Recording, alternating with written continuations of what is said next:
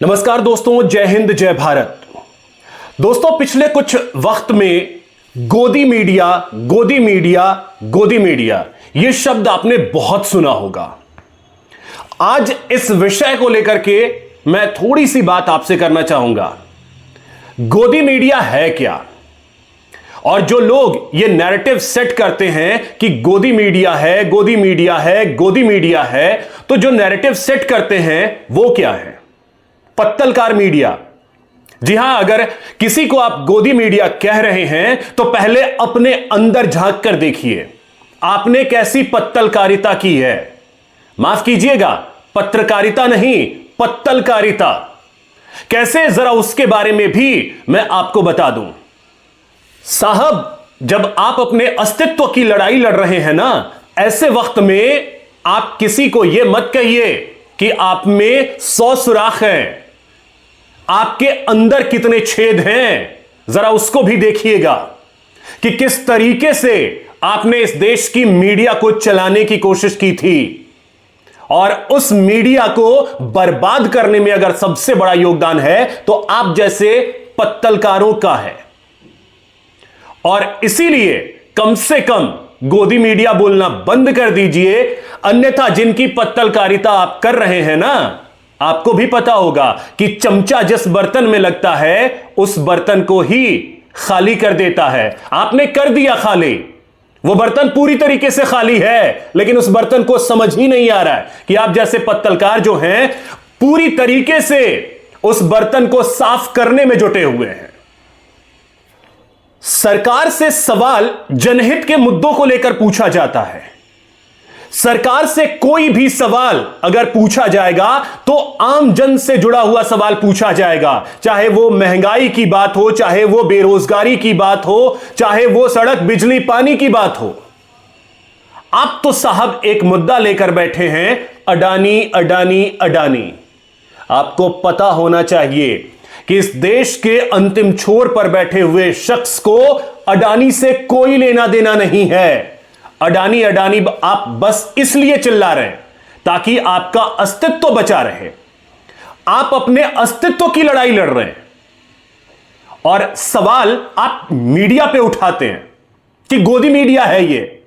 अरे प्रभु, गोदी मीडिया क्या है वो आप छोड़ दीजिए। आपने जिससे पत्तलकारिता करवाई है ना, उन्होंने आपका सर्वनाश कर दिया है।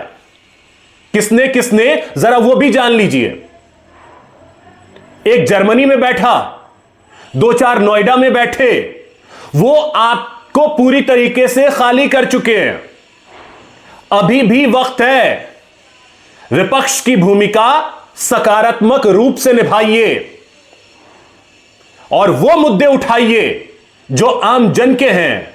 माफ कीजिएगा साहब, लेकिन आपको अगर संभल में 4 मुस्लिम लड़के मरते हैं तो उनके परिजनों से मिलने की बहुत जल्दबाजी होती है, लेकिन कोई उदयपुर में कन्हैया लाल की गर्दन उतार देता है, उस परिवार से मिलने की आपको फुर्सत नहीं होती है। हाल ही में बहराइच में अगर एक हिंदू लड़के की मौत होती है, उस परिवार से मिलने की आपको जरूरत नहीं होती है।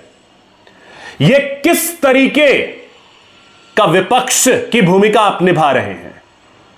लोग समझते हैं। आप ये तय मान करके चलिए कि 3 राज्यों में आप सिमट कर रह गए, कर्नाटक, तेलंगाना और हिमाचल प्रदेश। आने वाले भविष्य में वो भी शायद आपके पास ना बचे अगर इन पत्तलकारों से आप बाहर नहीं निकले तो गोदी मीडिया बोलने वालों, जरा अपने अंदर पहले झांक लो।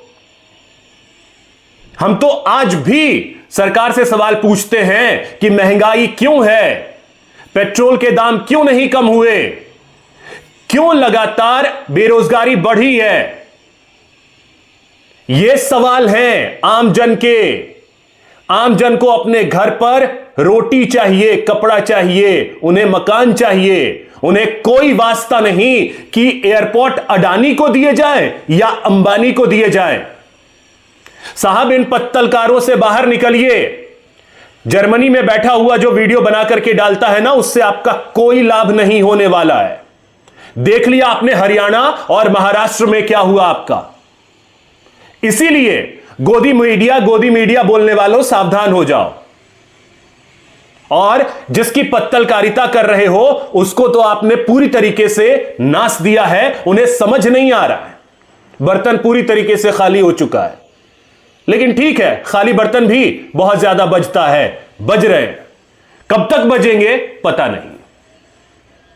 तो साहब, गोदी मीडिया बोलना बंद कीजिए।